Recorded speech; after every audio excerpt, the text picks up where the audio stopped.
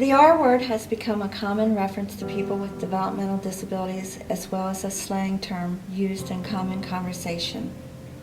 While there's a difference in intent when using this slang term, the result is the same. I consider it to be the last acceptable American bigotry.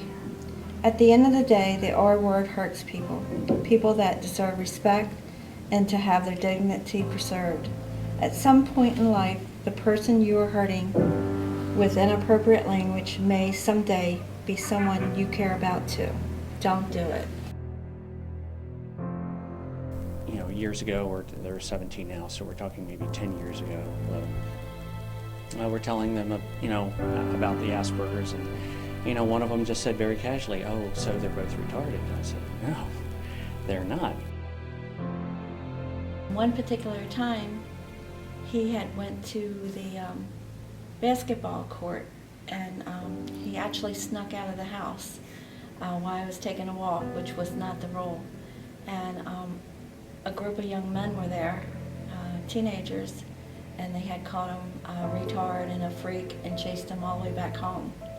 Well, I walk in the door and his eyes are huge. He's terrified.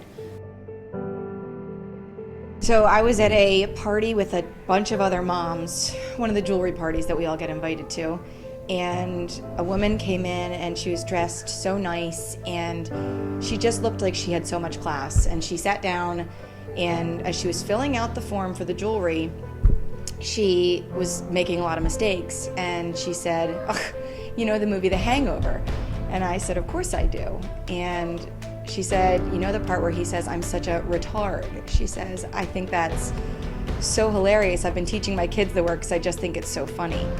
And immediately my first reaction was, wow, she can be dressed up so nice and she can have all the jewelry in the world and all the money in the world, but she has no class to say a word like that. And to teach her kids a word like that, I don't understand why you would ever want to teach your children such an offensive word.